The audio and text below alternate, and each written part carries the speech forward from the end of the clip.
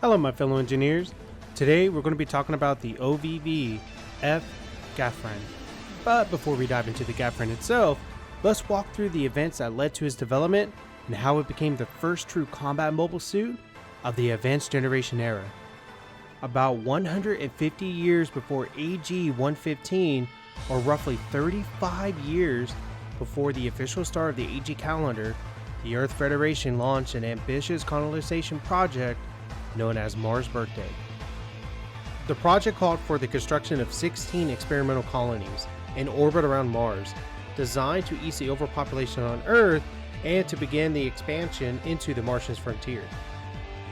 Mars was believed to be rich in untapped resources, but the Federation's early terraforming efforts went terribly wrong. The unstable reactions in the planet's atmosphere released harmful particles that caused a fatal illness known as Mars rays. The disease claimed nearly 20% of the settlers and filled the Martian sky with an eerie aurora-like lights, a haunting reminder that the disaster that had befallen on them. Confronted with the unfolding disaster, the Earth Federation made a fateful decision. Rather than to attempt a rescue, they declared the Mars Birthday Project a total failure and abruptly abandoned the colonies, claiming it was necessary to prevent the spread of the mysterious illness. But behind closed doors, however, the truth was far darker. The Federation covered up the incident, releasing an official report that stated every colonist on Mars had perished from the Mars rays. But in reality, many survived, stranded on a hostile world cut off from Earth. These survivors endured radiation, famine, and the lingering effects of the Mars rays disease. It wasn't until Pharaoh Izalkin united the scattered Martian colonies that they truly became a nation. Around AG-84, he secretly traveled to the Earth's sphere and uncovered a fragment of the long-lost EXA-DB, a forbidden archive of pre-war military technology. Inside, there were detailed blueprints of ancient data from the Colony Nation War, including designs for the weapon known as Vegan gear. Using this rediscovered knowledge, the Vegans immediately began developing their first prototype mobile suits called the Old Model Gafran. Though primitive compared to later designs, it laid the groundwork for what would become their first true combat-ready mobile suits, the Gafran. Now, the Gaffron was not only the first mainstay mass production mobile suit of Vegan, it was also the first true combat mobile suit built in well over a century. It was designed using data recovered from the long-lost EXA-DB. The Gaffron marked the rebirth of mobile suit warfare in the Advanced Generation era. Its frame could transform into a streamlined dragon-like flight mode, built specifically for long-distance interplanetary travel and rapid deployment from Mars to the Earth's sphere. Now, the choice of a dragon design was most likely intentional. Across many cultures, dragons symbolize good fortune, prosperity, and even power, ideas that reflect Vegan's determination to rise above their abandonment. At the same time, the image of a dragon soaring through space served as a psychological weapon, a terrifying symbol of dominance, and to add to the mystery. Every weapon on the Gaffron was fully integrated into its frame, a deliberate security measure.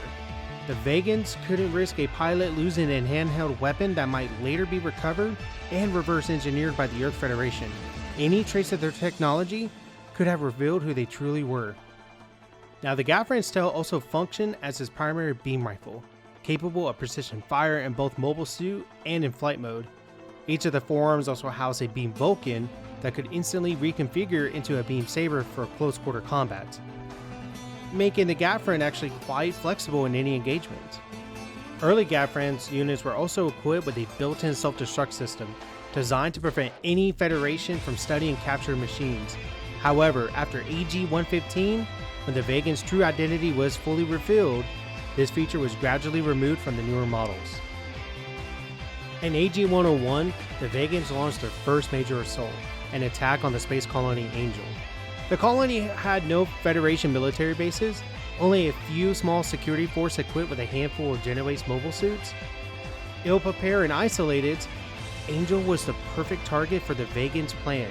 to collect live combat data on the Gaffron and compare it to the performance against the Federation's machines. The combat results exceeded every expectation. Even under direct fire, the Gaffron's advanced armor, forged from Vega's rediscovered pre-treaty technology, easily withstood anything the Federation could throw at it. Within hours, the colony's defenses collapsed.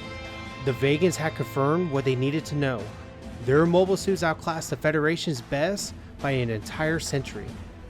In the years following the attack on Angel, the Vegans adapted a ruthless strategy of guerrilla warfare. Using the Gaffron as their spearhead, they launched a series of hit-and-run raids across the Earth's sphere, striking colonies, supply lines, and Federation outposts without warning. Each attack was carefully calculated, designed not only to gather more combat data, but also to cripple the Federation's infrastructure and crush its morale.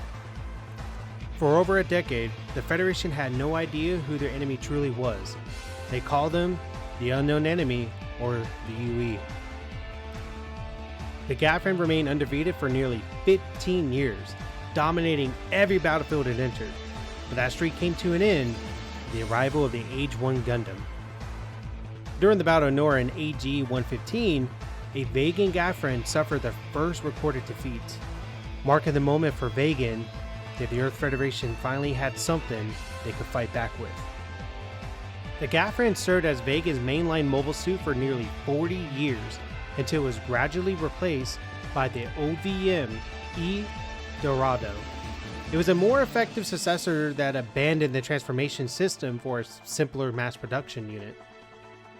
Nevertheless, the Vegans continued to deploy the Gaffron alongside their newer machines. Even as the late AG 164, during the final assault on Earth at the Battle of Rosalind, these so-called outdated units were still active in combat, proving the durability of their design. The Gaffron served the Vegan forces faithfully for 63 years until the end of the war. After the conflict, all surviving units officially retired from service. Yet, even decades later, its legacy endured. 37 years after the war's end, both the Vegan and Earth Federation repurposed a surplus of Gaffron units to create the Flight Unit 2 EVER system Gaffron Mars Feather. It was designed to combat the fatal Mars-raised disease that still plagued the Martian sphere. The Mars Feather featured a special white coating to protect it from prolonged exposure to intense polar plasma. Its bright, reflective armor earned it the nickname the Angelic Mobile Suit. And that's it for today's video. Honestly, the Gaffron earned a lot of my respect.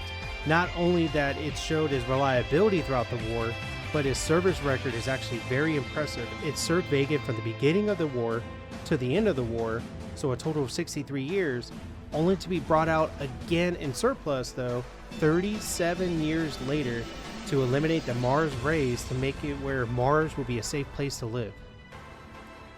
If you enjoyed this video, hit the like button and subscribe for more Gundam content. Farewell, my fellow engineers.